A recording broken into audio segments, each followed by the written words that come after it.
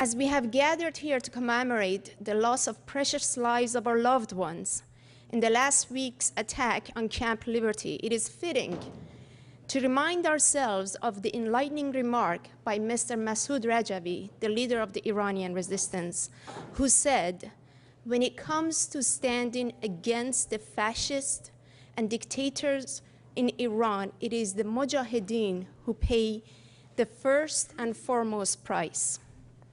And we see the evidence of that today.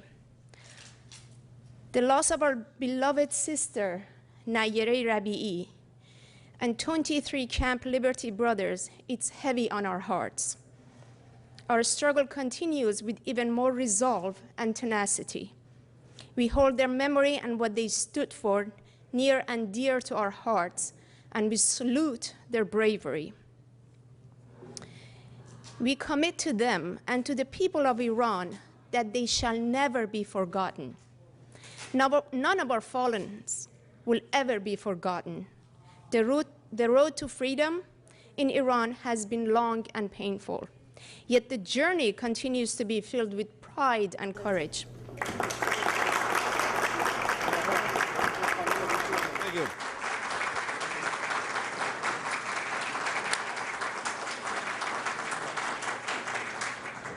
Thank you. Let me start by saying that the crisis at Camp Ashcroft affects all of us here. All of us in the United States should be speaking out about this. And in a bipartisan way, we are in the Foreign Affairs Committee. I'd like to call forward our ranking member, Elliot Engel, who feels, as I feel today, after this recent attack, and allow him to say a few words before I... Well, thank you, Mr. Chairman, and I'll be very brief because we have a vote on the floor. But I came out and saw that we were having this reception and this commemoration, and I wanted to be a part of it. I think you know where the chairman and I both stand. We are totally in sympathy with people of Camp Liberty. We are totally against the repression of the Iranian regime and what they've done. We think that the people of the United States need to understand more clearly about what is really happening. And what I've tried to do in the 27 years I've served in Congress and on the Foreign Affairs Committee is always be on the side of justice, no matter where it is in the world. And certainly we know the terrible injustice that has happened to the occupants of Camp Liberty and the terrible injustice that the Iranian people are having right now with an oppressive government that is preventing them from being free people. And so I just want to let you know that I certainly stand with you. I'm proud to call all your leaders my friends, and you'll always have my support. Keep on spreading the truth so that the American people and the people of the world will understand that what has happened is a tragedy, and that we have to end this tragedy. We have to end it, and we can no longer look the other way. The world needs to focus on what is happening here. And I want just to assure you in closing that you will always have my support, and you have very great leaders, and we will keep talking about it until those people are free. Thank you. Thank you. Thank you. Let me just remind all policymakers, and certainly everyone here today, that the Iraqi government made an international commitment, a binding commitment, to protect the camp's residents. That commitment has been broken. The U.S. and the international community must demand accountability, and we demand that accountability now. And as a result of the most recent attack, clearly the MOU signed between the UN and the Iraqi government does not contain strong enough protections for the residents of Camp Liberty, and they must be called to account, and the United States must step forward and insist now treatment for all the wounded, defense and support to prevent Iranians or Iraqi militia from attacking that camp. And this issue is simple. This is a critical time. The U.S. position must be clear. It must be steadfast. And there's too many optimistic statements by UN personnel, frankly, that carry absolutely no connection to the reality of the situation on the ground for those in Camp Liberty. And the administration and UN personnel and others have to understand the reality of the situation for these people at risk. These people who have been killed and wounded once again on our watch. Human rights must be respected, and there are universal obligations, and the residents of Camp Liberty deserve no less than protections under these universal obligations. And lastly, Iran must be called to account, because we know at the bottom of it, at the bottom of the attacks, it is the forces in Iran that give the orders to carry out these attacks.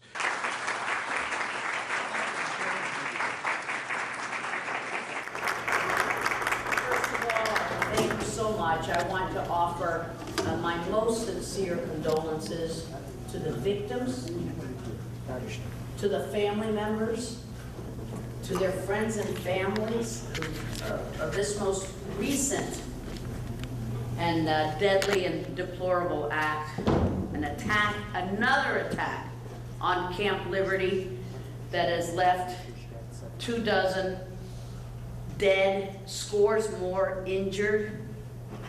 When will this stop? It is not the first time that we have been here with these sad portraits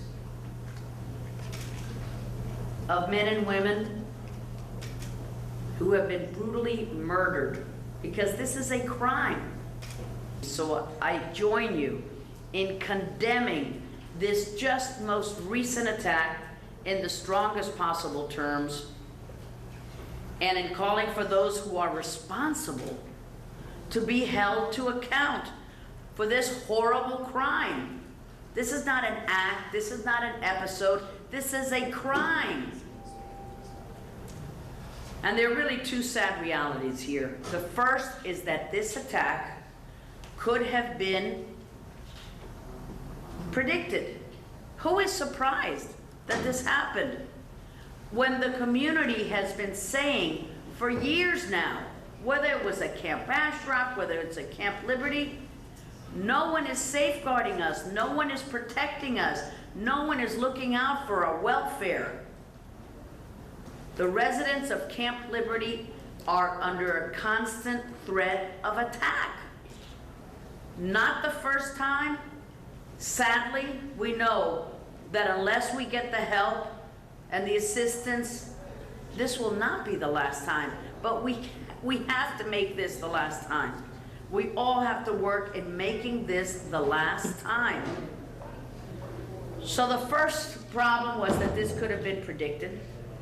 The second problem is that this attack should have been prevented. Under the terms of the Memorandum of Understanding between the government of Iraq and the United Nations, it clearly spells out the Iraqis are responsible for providing additional security for the residents of Camp Liberty to ensure their safety, and also to hold accountable those responsible for the attacks against the camp. So the Iraqi government failed, the United Nations failed. We must not allow this great country of ours to also fail. We've got to have additional security for the Camp Liberty residents, and we've got to find those responsible and hold them accountable. It is a point that I have brought up at every level in this administration, from the State Department to the Oval Office, and I even spoke personally with Prime Minister Abadi about the security, lack of security at Camp Liberty when I traveled to Iraq with Speaker Boehner earlier this year. Spoke to him face to face and said we cannot allow these residents to be unprotected. We'll take care of it. What has been done? But I will continue to push this issue at every opportunity until we see concrete results, because frankly, what we have seen so far has been shameful. So first, the Iraqi government must send in an emergency medical team to examine, to treat, and to evacuate any remaining wounded. They need urgent medical care. They're not going to get it unless we push. Then it must undertake a complete and thorough investigation into this latest attack and determine who is responsible and bring those perpetrators to justice. Protect the residents, and it doesn't mean allowing the same forces that are currently assigned to protect the camp to continue to be assigned to the camp. We need new leadership there. We need a new person in charge who's going to really take care of the residents.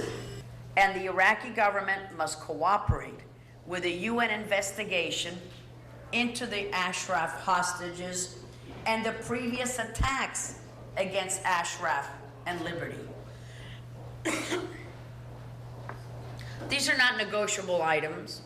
These are requirements that must be met. And we must continue to push for all of these requirements to be met. So today we stand united in support of the residents of Camp Liberty. We will continue to make their safety and security a priority. And you know that you have many friends in Congress who feel the same way. We're going to keep holding the administration's feet to the fire. And I want to thank you very much for allowing me the opportunity to speak.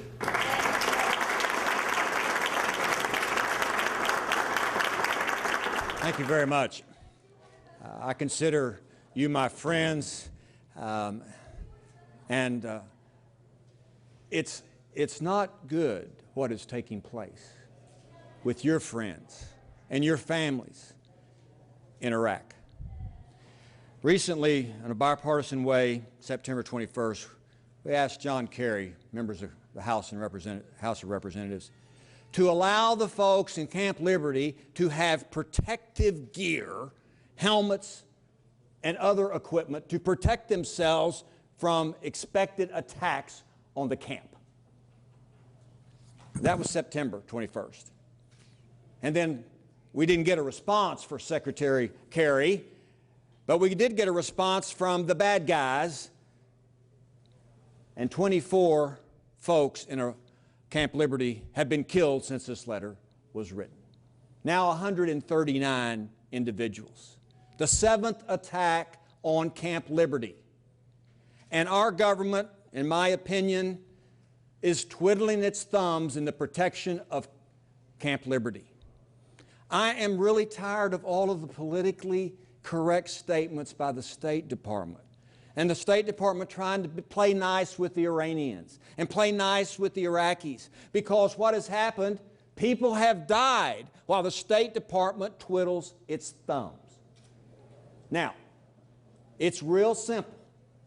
We want the person in charge of Camp Liberty in the Iraqi government to be gone.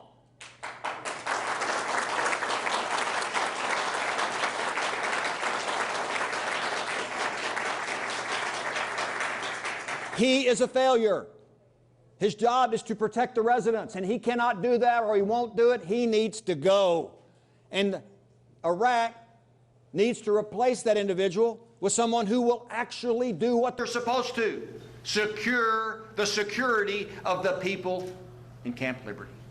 And the United States needs to push harder on the Iraqi government to do this and insist on it and take no for no answer. This is a dangerous situation. Even though the event occurred last year where these people died, the State Department hadn't been to the camp. Well, why not? They say it's too dangerous to go. Well, if it's too dangerous for the State Department to investigate it, don't you think it might be too dangerous for the folks in Camp Liberty to be there?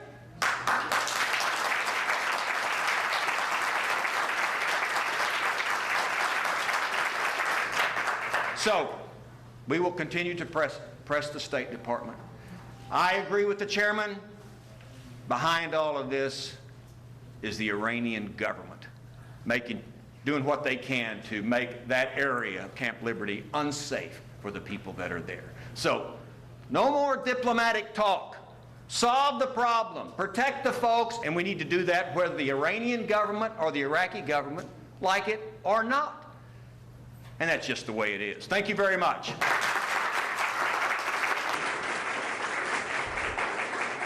Thank you very much.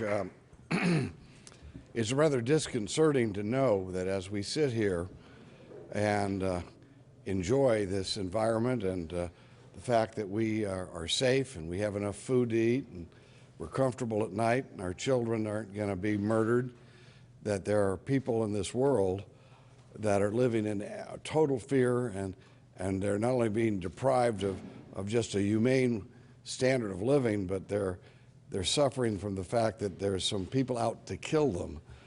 And I've been worried about the people there at Camp Ashraf and now Camp Liberty for a long time. They were struggling against the mullah dictatorship in Iran. That's what brought those group of people to make them one entity. What could be more admirable than coming together and joining and identifying yourself with the cause of opposition to evil? And now those people who had courage to do that over the years have been left adrift on their own. What a horrible message that for the rest of the world, for other people who are struggling for freedom, what a horrible message we're sending by not having an outrage that people can hear and see, halfway around the world. And we've been saying things for a long time. And what makes a condemnation of this type of action meaningless is when people have the words, but they're not followed by any type of government action. I think that it's about time, and as you know, I have legislation that indicates that we should just go ahead and these people need help. They're caught in a tremendous situation. If nobody else is going to step up after a given period of time, we should just make sure we bring those people in Camp Liberty to the United States of America. And they have, the fact that they have put their lives on the line against radical Islam, and the fact that radical Islam is today the #1 threat to the people and safety of the people of the United States of America, that should mean that's a good thing. That is a good sign to the people who around the world that we are actually care about those people who are the enemies of those people who've sworn to murder us. So it's time to do something, and but I'm anxious to do more than just speak words. Time to get something done. I will join with you in every way I can and provide the leadership in every way I can to find a solution to this. I'm on my way overseas in about 3 hours. We all got to do our part. I'm trying to do mine. You do yours. We're going to save these people, but we're also going to save the world from this evil that the people of Camp Liberty and Camp Ashraf, they shined as a beacon there of hope for people who oppose these radical mullahs in Iran who are subjugating the people in Iran to their kind of tyranny. God bless you.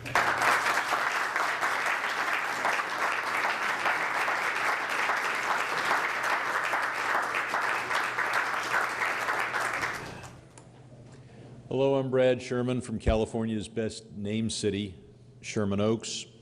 I come often to fight with you, fight on your behalf, to celebrate with you, and today to mourn with you.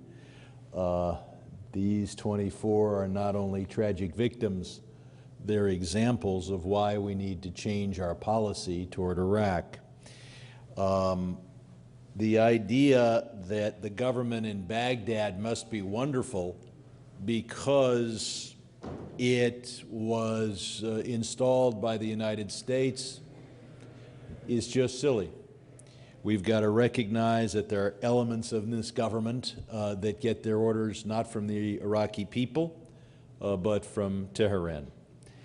And when we see, I don't know if you caught the Wall Street Journal article about how Iraq has in effect requisitioned $13 billion in $100 bills.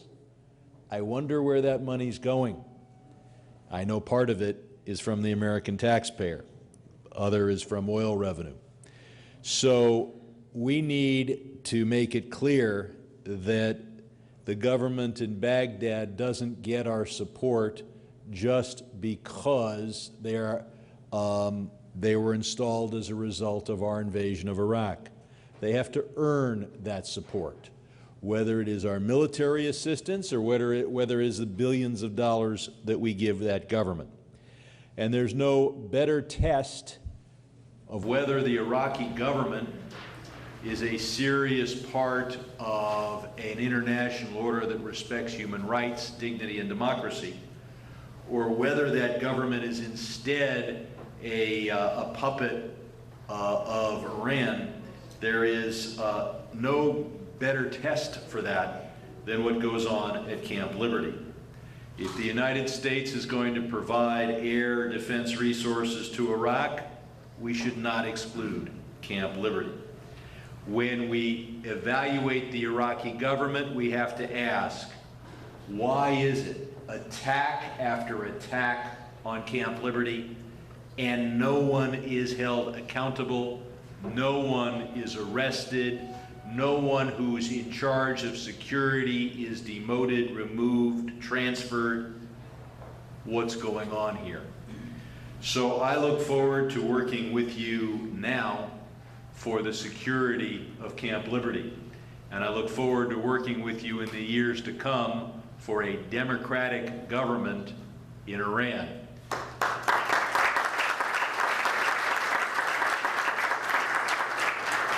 A lot of people know that I've been the longest and perhaps the loudest voice for sanctions against this government.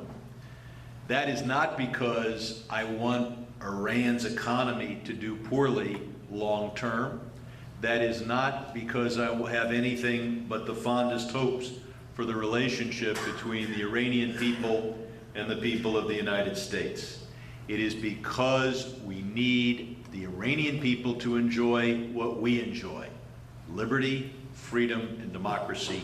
And I want to thank everybody in this room for working for that every day, and look forward to working with you in the future. Thank you.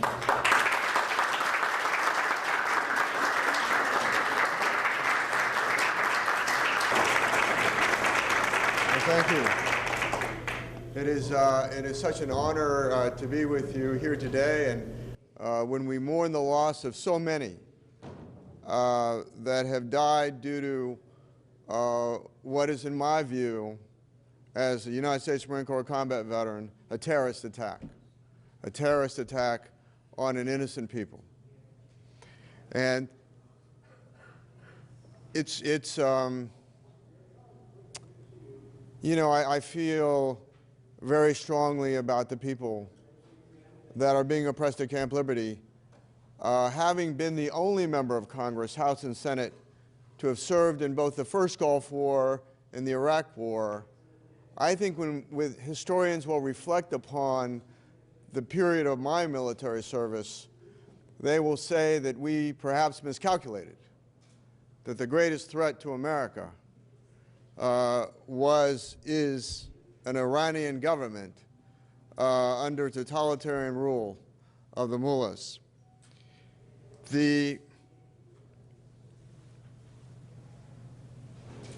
I believe that there is no question, in my view, having worked with the Iraqi government, that the Iraqi government was complicit in this attack. That I believe that the Iranian government was complicit in this attack.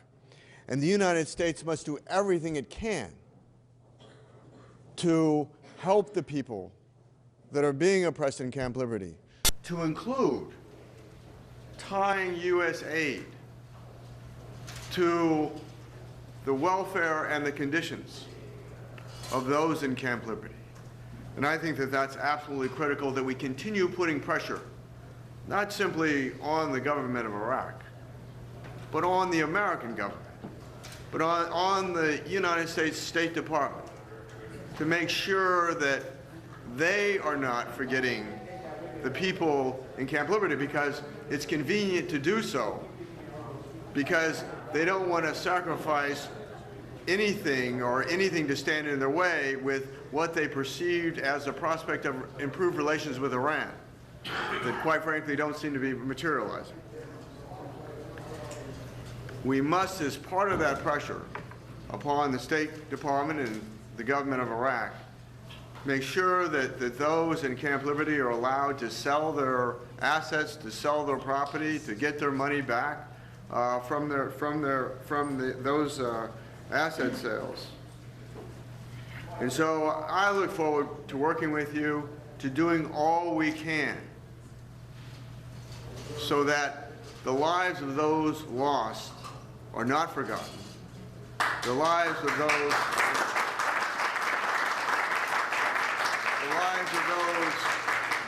who continue to be oppressed are not forgotten.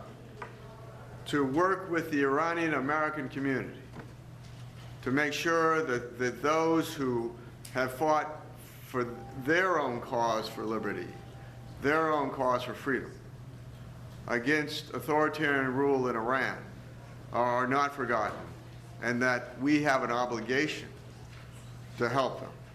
God bless you for being involved in this and for not forgetting those who have been lost.